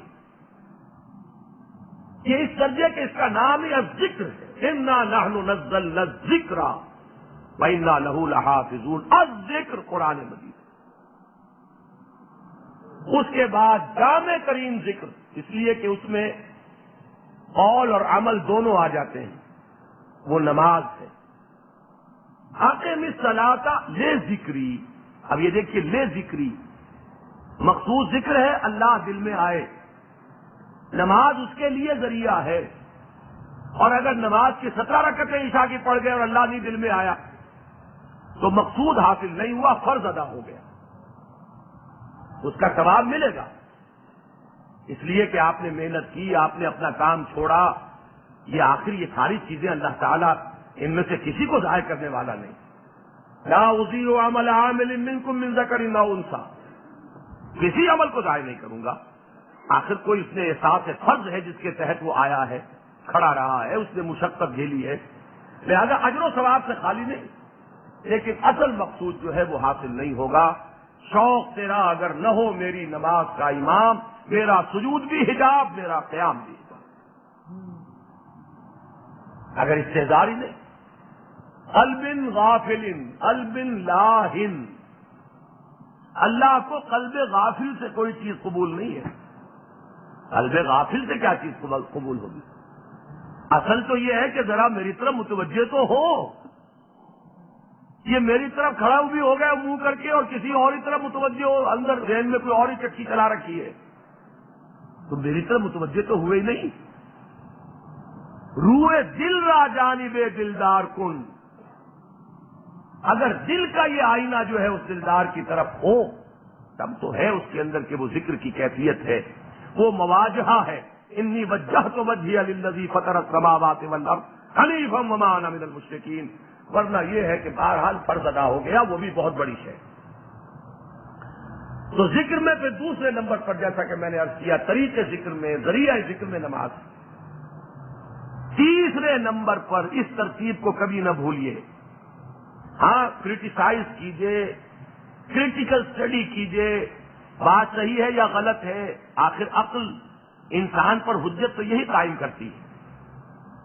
سوچ لیجئے، پوچھ لیجئے، باتیں کیجئے، تیسرے نمبر پر مؤثر ترین ذریعہ ذکر جو ہے وہ ادعیہ معصورہ ہے۔ آپ قرآن پڑھ رہے ہیں تو قرآن ہی پڑھ رہے ہیں، نماز پڑھ رہے ہیں تو نماز ہی پڑھ رہے ہیں، زندگی کے بقیہ افعال کے ساتھ جو ذکر چل سکتا ہے ہر کام کے ساتھ، آپ آئینہ دیکھ رہے ہیں تب بھی وہ ذکر ہے، اور اس ذکر کی دو نسبتیں ہو جاتی ہیں، ایک اللہ یاد آتا ہے، اس کا حمد ہے، اس کی ثنا ہے، اس کا شکر ہے، اس سے کچھ مانگا جا رہا ہے، اور دوسرے یہ کہ الفاظ وہ زبان سے نکالے جا رہے ہیں جو محمد الرسول اللہ سے منقول ہے۔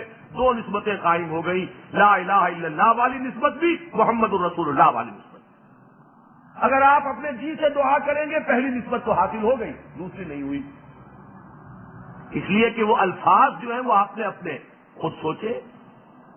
جہاں یہ انتظام ہو کہ بات نکلے بھی زبان سے وہی جو محمد الرسول اللہ صلی اللہ علیہ وسلم کی زبان مبارک سے نکلتی تھی، اب بیک وقت دو نسبتیں حاصل ہو گئیں، وہ لا الہ الا اللہ والی نسبت بھی کہ مانگ اسی سے رہے آپ، غفرانک الحمدللہ الذی اذھب عنی العذاب عافانی، کہیں بھی آپ کسی بھی کام کو کر رہے ہوں کوئی دعا موجود ہے۔ چوتھے نمبر پر پھر آئے گا اذکار جو اور ہو سکتے ہیں، بیٹھ کر کوئی انسان یاد کرے، تسبیح کرے، اس کی بھی کچھ نہ کچھ سند ہمیں ملتی ہے۔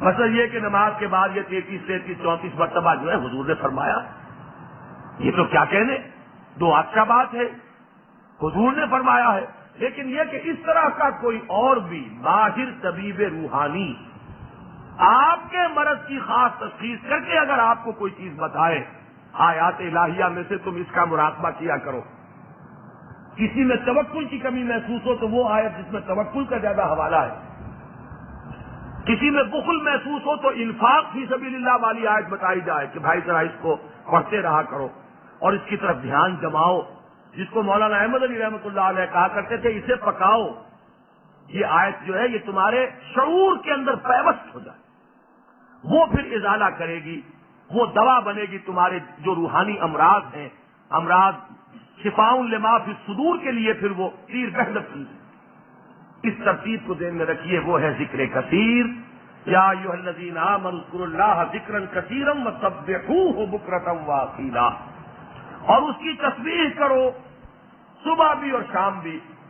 یہاں مجھے اتفاق ہے ان حضرات سے جن کے نزدیک تسبیح سے یہاں مراد نماز،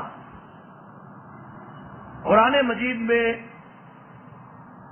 نماز کے مختلف اجزاء بول کر بھی مراد نماز لی جاتی ہے، اور چونکہ یہاں معین ہے بکرۃ واصیلا تو عام طور پر یہ الفاظ جو ہے نماز کے ساتھ آتے ہیں، شام کے اوقات میں نماز، صبح کے اوقات میں نماز، وہ اگرچہ پھیلا ہوا ہے، شام کا حصہ جو ہے اس کو کافی اسپریڈ کر دیا گیا ہے، صبح کے حصے کو سکیر دیا گیا ہے، اس لیے کہ درمیان میں ایک وقفہ نکل آئے اپنی معاشی جد و جہد کے لیے، ان انٹرپٹڈ انسان 6-7 گھنٹے کام کر لے، فجر سے ظہر تک کا وہ وقفہ ہے۔ ہاں جن لوگوں کا کام ہی ہے دینی خدمت، ان کو اس میں سے بھی وقت نکال کر وہ چاشت ہو یا کوئی اور اشراق کی نماز وہ 2 اور اس میں ایڈ کر دی گئی، سمجھے آپ۔ لیکن یہ کہ عام آدمی جو ہے ان کے لیے یہ ہے کہ فجر کے بعد سے ظہر تک یہ ایک وقفہ مسلسل دے دیا گیا، ان انٹرپٹڈ آپ کی معاشی جد و جہد ہوگی، اس کے بعد جو ہے پھر وہ وقفے سے تابڑ توڑ نمازیں آ رہی۔ اقیم الصلاۃ لدلوک الشمس الی غسق اللیل، اور یہ جو اس کو کنسنٹریٹ کیا گیا، دیکھیے غور کیجئے حکمت، یہ ہے موضوع اصل میں شاہ ولی اللہ دہلوی کی کتاب حجت اللہ البالغہ کا۔ میں یہ معلوم نہیں کہ یہ بات بھی انہوں نے کہی ہے یا نہیں کہی، لیکن غور کیجئے یہ جو فرق ہوا، جن کو ذرا تقسیم کیجئے 12 بجے سے 12 بجے تک، تو ادھر تو 4 نمازیں گئی، ادھر رہ گئی 1 فرض نمازوں میں، 12 بجے نصف النہار سے نصف شب تک تقسیم کیجئے تو ادھر 4 ادھر 1، اس میں جو کمی ہوئی اس کو کمپنسیٹ کس طرح کیا؟ قرآن الفجر، اس فجر میں قرآن کا پہلو جو ہے، تلاوت لمبی ہو، سب سے مجسم سب سے گاڑھا ذکر جو ہے قرآن، اس کو یہاں پر ایڈ کرو زیادہ، اور یہ اس طریقے سے تلافی کر دے گا کہ یہ یکجا جو ہو گیا ہے معاملہ، اس کے لیے کہ قرآن مجید اصل میں تو تیر بہدف چیز تو وہ ہے، شفاء لما فی الصدور تو وہ ہے، الذکر مجسم ذکر تو وہ ہے، لہذا وہاں نماز کہا گیا، یہاں قرآن کہا گیا، اقم الصلاۃ لدلوک الشمس الی غسق اللیل وقرآن الفجر ان قرآن الفجر کان مشہودا۔ تو یہ ذہن میں رکھیے کہ اس میں بھی ایک توازن پیدا ہوا ہے، اس عدد کو کم کر کے یہاں پر جو تلاوت قرآن مجید کو طویل قرات کی شکل دی گئی ہے، اس سے در حقیقت وہ توازن جو ہے وہ بحال ہو گیا۔ هو الذی یصلی علیکم وملائکتہ لیخرجکم من الظلمات الی النور وکان بالمؤمنین رحیما۔ وہی ہے جو تم پر رحمتیں بھیجتا ہے اور اس کے فرشتے بھی، تاکہ نکالے تمہیں اندھیروں سے روشنی کی طرف، اور اللہ اہل ایمان کے حق میں بہت ہی رحیم، بہت ہی شفیق ہے۔ یہ بڑی اہم آیت ہے ایک خاص پہلو سے۔ صلاۃ کا مفہوم جان لیجئے، صلاۃ اقدام الی الشیء، کسی چیز کی طرف متوجہ ہونا، یہ اس کی اصل روح ہے۔ لغوی اصلیں اس کی دو ہیں عربی زبان میں، صاد لام یہ، اس میں ایک تو ہے کسی کی طرف متوجہ ہونا، بڑھنا، ایک ہے حرارت جذب کرنا، ایک اور بھی ہے جس کو آپ رقص کہتے ہیں۔ لفظ صلا جو ہے صاد لام یہ اس معنی میں بھی عربی میں مستعمل تھا، یہ تین مفہوم ہے۔ وہ رقص جو ہمارے ہاں کچھ، وہ اب میں صوفیہ کا نام لے رہا ہوں، وہ ایک خاص کیفیت ہوتی ہے کہ جب کہ آدمی محسوس کرتا ہے کہ اس کے اندر ایک حرکت، جیسے کہ آپ بیٹھے ہیں اور قرآن آپ سن رہے ہیں اور آپ کے اندر ایک حرکت پیدا ہو گئی، یہ کیفیت جب ایک شدت کو پہنچتی ہے تو اس میں بھی انسان بالکل بے خود ہو کر حرکت کرتا ہے، وہ کوئی فن والی بات نہیں ہے۔ بہرحال اس کو تو رکھیے تیسرے نمبر پر، ابھی اس کا یہاں ذکر نہیں ہے۔ جو سب سے بنیادی مفہوم ہے اس کا، وہ مفہوم ہے توجہ، مواجہہ۔ ہم نماز پڑھتے اللہ کی طرف متوجہ ہوئے، اللہ بھی ہماری طرف متوجہ ہوا، لیکن ہماری طرف اللہ کی توجہ کیا ہے؟ رحمت، شفقت۔ ہم متوجہ ہوتے ہیں اللہ سے دعا کرتے ہوئے، مغفرت طلب کرتے ہوئے، ہدایت طلب کرتے ہوئے، عاجزی کے ساتھ، کمال تواضع کے ساتھ، تذلل کے ساتھ، یہ ہماری توجہ ہوگی، اور اللہ کی توجہ ہوگی رحمت کے ساتھ، شفقت کے ساتھ، عنایتوں کے ساتھ، برکتوں کے ساتھ۔ یہ اللہ کی توجہ لفظ ایک، هو الذی یصلی علیکم وملائکتہ، اس کے ملائکہ بھی تم پر رحمتیں بھیجتے ہیں۔ اب یہ دیکھیے لفظ، میں نے لفظ صلاۃ بندوں کی طرف سے اس کا مفہوم، وہی لفظ صلاۃ اللہ کی طرف سے اس کا مفہوم، وہی لفظ صلاۃ جب ملائکہ کی طرف سے ہوگا تو قرآن مجید کے نظائر سے یہ معلوم ہوتا ہے کہ اس سے مراد یہ ہے کہ وہ اللہ سے اہل ایمان کے حق میں دعائیں کرتے رہتے ہیں۔ والذین یسبحون بحمد ربہم ویستغفرون لمن فی الارض، اہل ایمان کے لیے وہ استغفار کرتے ہیں، پروردگار ان کو معاف فرما دے، ان کی خطاؤں سے درگزر فرما دے۔ سورہ مومن میں بھی یہ مضمون آیا ہے کہ پروردگار تیرے یہ نیک بندے کوتاہیاں ہو گئی ہیں، ان سے اگر کوئی غلطی ہو گئی ہے معاف فرما دے۔ تو یہ ان کا جو دعا کرنا ہے اللہ سے، یہ در حقیقت ان کی صلاۃ ہے ہمارے حق میں۔ اللہ کی صلاۃ جو رحمت وہ براہ راست ہم پر بھیجتا ہے۔ وہی آیت، وہ حدیث یاد کیجئے کہ مجتمع قوم فی بیت من بیوت اللہ یتلون کتاب اللہ ویتدارسونہ بینہم الا نزلت علیہم السکینہ وغشیتہم الرحمہ۔ یہ رحمت کہاں سے آئی؟ سکینت کہاں سے آئی؟ اللہ تعالیٰ کی بھیجی ہوئی رحمت، اللہ کی نازل کی ہوئی سکینت، ان پر سکینت نازل ہوتی ہے، ان کو رحمت خداوندی اپنے سائے میں لے لیتی ہے۔ وحفتہم الملائکہ، ملائکہ ان کے گرد گھیرا ڈال لیتے ہیں، وہ استغفار کرتے، پروردگار اپنے بندوں پر رحم فرما، یہ تیری کتاب کو پڑھنے اور سمجھنے کے لیے جمع ہے۔ تو یہ ہے وہ آیت، هو الذی یصلی علیکم وملائکتہ۔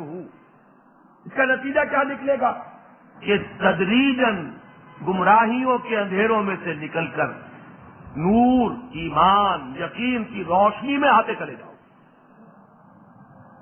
یہ اندرونی کثافتیں، یہ ظلمات، تاریکیاں، خواہشات کی اور شہوات کی اور جذبات کی، یہ ساری تہ بر تہ تاریکیاں، ظلمات بعضها فوق بعض، اس کے پردے اٹھیں گے، یہ میل دھلیں گے، اور تمہارے اپنے اندر جو ہے وہ نور ایمان وہ پیدا ہوگا اور اس سے تمہارا باطن جگمگا اٹھے گا۔ یہ تو اس کا مفہوم ہے جو مشکل نہیں، جو اہم ترین ایسپیکٹ ہے اس آیت کا اسے پہچانیے۔ بعض چیزیں وہ ہیں کہ اگر وہ عمومیت میں پیش نظر ہوں تو ان کا حاصل کچھ اور ہوگا، اور اگر صرف ان کا کسی شخص خاص کے ساتھ جو معاملہ ہے صرف وہی پیش نظر ہو، عموم جو ہے وہ نگاہوں سے اوجھل ہو جائے، تو ذہن کے اندر ایک ایسا عدم توازن پیدا ہوتا ہے جو شرک کی طرف لے کر جانے والا ہے۔ مثال کے طور پر انجیل میں حضرت مسیح علیہ السلام کے مواعظ میں میرا باپ آسمانی باپ، تمہارا باپ میرا اور تمہارا آسمانی باپ، اس معنی میں جب وہ لفظ آتا ہے، اگر یہ سب کچھ اسی کانٹیکسٹ میں ہو تو شرک پیدا نہیں ہوگا۔ وہ صرف مسیح کا باپ نہیں، میرا بھی باپ ہے، کیا معنی؟ اب یہاں وہ ایک استعارہ ہو گیا ہے، وہ باپ اس معنی میں نہیں لیا جا سکتا، لیکن اگر وہ بات نکل جائے، میرا اور تمہارا آسمانی باپ نہیں رہے، وہ صرف مسیح کا باپ بن جائے، اب یہاں شرک کا معاملہ پیدا ہو جائے گا۔ یہ کوئی امتیازی ہے معاملہ، یہاں سے شرک کی جڑ پڑتی ہے، ورنہ شرک نہیں۔ اسی طرح میں آپ سے بیان کر چکا ہوں، میرے اندر بھی ایک نور ہے، آپ کے اندر بھی ایک نور ہے، اور وہی نور بتمام و کمال محمد الرسول اللہ میں بھی تھا صلی اللہ علیہ وسلم۔ نقطۂ نوری کے نام او خودی، زیر خاک ما شرار زندگی، میرے خاکی وجود میں ایک نورانی نقطہ بھی ہے، اسی کو میں خودی کہتا ہوں، اسی کو میں روح کہتا ہوں، قل الروح من امر ربی، وہ میرے وجود کا ایک نورانی اسپیکٹ ہے۔ اور وہ ہم کیا ہے، وہ تو مغرب کے ملحدوں کو ماننا پڑا، ڈیوائن سپارک، ایک شعلہ ملکوتی ہے، ایک شعلہ سا لپک جائے ہے، آواز تو دیکھو، وہ شعلہ ہے تو صحیح اندر کہیں۔ اب اگر یہ بات ہو کہ میرے اندر بھی نور ہے، آپ میں بھی ہے، ابو جہل میں بھی تھا، اس نے اس کو گل کر دیا، بجھ گیا، تھا ضرور، انسان بن کر وہ آیا تھا، مکلف ہو کر آیا تھا، وہ نور تھا، اس نے بجھا دیا۔ ہم میں سے اکثر کا بھی بجھا پڑا یا ٹمٹما رہا ہے، کسی کا وہ اتنا ہے کہ اگر وہ ظاہر ہو جائے تو صرف قدموں کے آگے روشنی ہو جائے گی، کسی کا اتنا ہے کہ اگر ظاہر ہو جائے تو مدینے سے لے کر صنعاء تک اس سے منور ہو جائے گا پورا۔ یہ فرق تفاوت ہے۔ اب اس میں محمد الرسول اللہ کا کتنا ہوگا اس کا ہم تصور نہیں کر سکتے، لیکن اگر اس پورے مقدمے کے ساتھ چلیں گے تو شرک کہیں نہیں ہے۔ یعنی اب جس کو انگریزی میں کہتے ہیں دی ڈفرنس از کوالٹیٹو اور کوانٹیٹیو، کیا ہے؟ کوالٹیٹو نہیں ہے، کوانٹیٹیو، مقدار کا فرق ہے۔ نور میرے اندر بھی ہے، اور مجھے اللہ اتنا بھی دے دے کہ وہ ٹارچ کی طرح ہی مجھ پر وہ پل سراج جو ہے اس کے نشوب و فراز واضح ہو جائیں تو جان بچی لاکھوں پائے، اور جس کو وہ کچھ دیا ہوا ہو جو محمد الرسول اللہ کا نور ہوگا۔ اس معنی میں کوئی یہ بھی کہہ دے آپ نور مجسم ہیں، یہ گویا کہ ایک چیز کو ایک مبالغے میں بیان کرنے کا انداز ہے، یہ بھی کہا جائے تو میرے نزدیک کوئی حرج نہیں۔ ہماری ظلمانیت اس ہمارے نورانی عنصر پر غالب ہے، حضور کی وہ نورانیت جو ہے وہ آپ کے اس خاکی اور ظلمانی عنصر پر فیصلہ کن طور پر غالب آ چکی ہے، اس نے پورے باطن کو جگمگا دیا ہے۔ آپ کا نفسانی پہلو جو ہے وہ معدوم کے حکم میں آ گیا، حکم میں معدوم ہے موجود، لیکن حکمن معدوم ہے کہ اس کے اب اثرات نہیں ہیں۔ یہ بھی بات اگر آپ کہیں گے کہیں کوئی شرک کی آلائش نہیں ہوگی، بشرطے کہ وہ پورا آپ کے سامنے وہ اسپیکٹرم موجود ہو تو فرق جو ہے وہ کوانٹیٹیو ہوگا، کوالیٹیٹیو نہیں ہوگا۔ وہی معاملہ یہاں ہے۔ بلکہ ایک تیسری مثال لے لیجیے جو سورہ انفال میں آئی، اے نبی وہ جو آپ نے مٹھی بھر کر پھینکی تھی وہ آپ نے نہیں پھینکی تھی، ہم نے پھینکی تھی۔ اب اگر صرف کسی پر نگاہ رکھیں تو ذہن کا ایک رخ بنے گا، حضور کا ہاتھ، اللہ کا ہاتھ، تو میم کا تو پردہ ہی ہے احد اور احمد میں، ایک ہی بات ہے۔ پھر یہ سارا جو ہے صغرا کبرا جوڑتے چلے جائیے، وما رمیت اذ رمیت ولکن اللہ رما۔ اب آپ غزلوں میں اور مناجاتوں میں اور نعتوں میں پڑھائیے، اس پر ردے لگائیے، اس پر نمک مرچ لگائیے، اس میں تو کہاں سے کہاں بات پہنچے گی۔ لیکن ذرا پہلا ٹکڑا بھی جوڑ لیجیے، فَلَمْ تَقْتُلُوهُمْ وَلَكِنَّ اللَّهَ قَتَلَهُمْ۔ اے مسلمانوں تم نے جو یہ 70 مارے ہیں کافر، یہ تم نے نہیں مارے، ہم نے مارے ہیں۔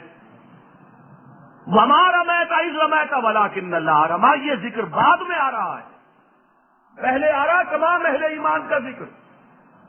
اے معاذ، اے معوذ، یہ ابو جہل کو اگر تم سمجھو کہ تم نے مار دیا، ابو جہل سرداروں کا سردار، سپہ سالار، اور اس کو یہ 2 ٹین ایجرز جا کے مار گرائے کہ تم نے نہیں مارا، ہم نے مارا ہے۔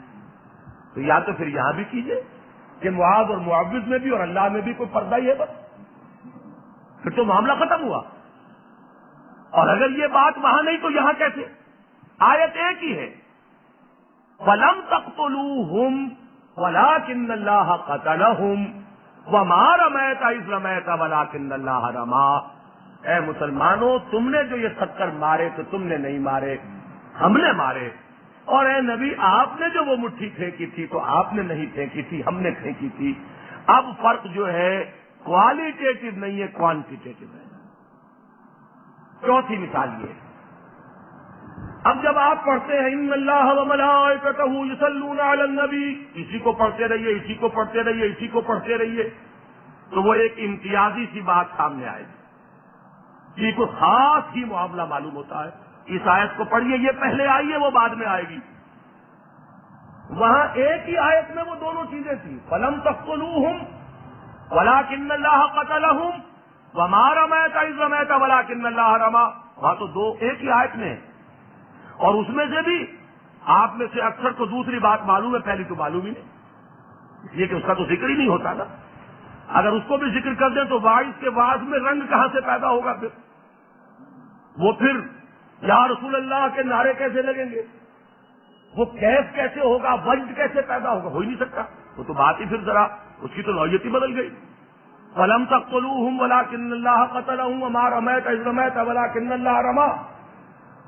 اسی طرح یہاں صرف فرق یہ ہے کہ یہاں پہلے اہل ایمان کے لیے بالعموم ذکر آیا ہے، هُوَ الَّذِي يُصَلِّي عَلَيْكُمْ وَمَلَائِكَتُهُ، اہل ایمان تم پر رحمتیں بھیجتا ہے اللہ، اور تم پر رحمتیں بھیجتے ہیں یا تمہارے لیے رحمتوں کی درخواستیں کرتے ہیں ملائکہ۔ عموم اہل ایمان کے حق میں ذکر ہو گیا، تو اس کے بعد جب آگے آئے گا ان اللہ وملائکتہ یصلون علی النبی یا ایھا الذین آمنوا صلوا علیہ وسلموا تسلیما، اب وہ فرق جو ہے وہ اس نوعیت کا نہیں رہے گا کہ کوئی امتیازی شان ظاہر ہو رہی ہو۔ ویسے تو ہر اعتبار سے امتیاز ہے محمد رسول اللہ، ہر پہلو سے آپ چوٹی پر ہیں، لیکن یہ کہ جب یہ بیس ہوگا عموم کا تو شرک کا کی جڑ کٹ جائے گی، اور جب انفراد بالکل علیحدہ کر کے آپ دکھانے کی کوشش کریں گے تو اس کے اندر ذہن میں غیر شعوری طور پر چاہے یا نہ چاہے انسان وہ انداز ایسا بن جائے گا کہ اس سے فکر کو غذا، اس کو شرک کو غذا ملے۔ وہ ہے جس کو میں نے چاہا کہ اس آیت کو خوب پکائیے۔ اللہ تعالیٰ نے اہل ایمان کے حق میں اپنی رحمتوں کا اور ان کے نزول کا ذکر انہی الفاظ سے کیا ہے جن الفاظ کے ساتھ کہ خود محمد الرسول اللہ صلی اللہ علیہ وسلم کے حق میں هو الذی یصلی علیکم وملائکتہ، وہی ہے اللہ جو تم پر اپنی رحمتیں بھیجتا رہتا ہے، اور اس کے ملائکہ بھی رحمتیں بھیجتے ہیں یا تمہارے لیے رحمتوں کی درخواست کرتے رہتے ہیں، اور یہ در حقیقت اسی کا تو ظہور ہے کسی کو خیر کی توفیق ملی تو اسی کے ذریعے سے ملی، کسی کو بھلائی کا کوئی ارادہ نصیب ہوا کرنے کا تو وہ اللہ کی رحمت ہی کا نزول تو ہے کہ جو ہو رہا ہے۔ یہ اگر کوئی شخص ارادہ کرتا ہے نیکی کا اور نہیں کر پاتا، اور ایک شخص ہے جس کے دل میں ارادہ ہوا اور اس نے پورا بھی کر لیا، یہ آخر کس کا علم ہے، کس کا فیصلہ ہے، کس کی توفیق ہے، کس کی تاثیر ہے کہ جو شامل حال ہے؟ هو الذی یصلی علیکم وملائکتہ لیخرجکم من الظلمات الی النور وکان بالمؤمنین رحیما۔ اور اللہ اہل ایمان کے حق میں بڑا رحیم، بڑا شفیق، بہت مہربان۔ تحیتہم یوم یلقونہ سلام، جس روز وہ اس سے ملیں گے ان کی گریٹنگز ہوں گی سلام کے ساتھ۔ تحیت کے لفظ کو پہچان لیجیے، اس کی آیت پر سب ختم ہو جائے گا۔ تحیت کا لفظ بنا ہے حی، حی کہتے ہیں زندہ کو، یہ جس طرح آپ کہتے ہیں بزرگ کوئی بچہ ہے زندہ رہو، زندہ رہو، یہ ایک دعا ہے۔ تو عربوں کا جو تھا گریٹنگز میں حیاک اللہ، اللہ تمہیں زندہ رکھے، حیاک اللہ، یہ اب بھی ہے ان کی گریٹنگز کے اندر یہی ہے۔ تو حیاک اللہ جو ہے اسی سے پھر وہ تحیت، یہ اس کا مصدر بن گیا۔ تو تحیت کے معنی گریٹنگز ہیں۔ کوئی دو دوست ملے ہیں تو جس طرح وہ ایک دوسرے کو گریٹ کرتے ہیں، ایک دوسرے کے لیے دعا کے نیک جذبات کا اظہار کرتے ہیں، یہ تحیت ہے۔ تحیتہم، یہاں یہ جو ضمیر کے ہے ضمیر مفعولی کی طرف مصدر کو مضاف کر دیا گیا، اس کی اضافت ہے۔ یوم یلقونہ، جس دن کے وہ ملاقات کریں گے پروردگار سے، تو اللہ بھی ان پر سلامتی بھیجے گا۔ اللہ کی سلامتی کا ایک مرحلہ وہ ہے جب فرشتے جنت کے داروغہ جو ہے ان کو استقبال کریں گے سلام کے ساتھ۔ وسیق الذین اتقوا ربهم الى الجنة زمرا حتى اذا جاؤوها وفتحت ابوابها وقال لهم خزنتها سلام علیکم طبتم فادخلوها خالدین، اور پھر آگے اس میں قیلا سلاما سلاما، اللہ تعالیٰ کی طرف سے سلام قولا من رب الرحیم، سورہ یاسین میں یہ اللہ کی طرف سے سلامتیاں، اللہ جو ہے خود اس سلامتی کے اس پیغام کے ساتھ ان کا استقبال ہوگا۔ چنانچہ سورہ فرقان میں ہم پڑھ آئے ہیں، یلقون فیہا تحیۃ و سلاما خالدین فیہا حسنت مستقرا و مقاما، ان کا استقبال ہوگا، they will be greeted، ان کو ویلکم کہا جائے گا تحیت کے ساتھ اور سلام کے ساتھ۔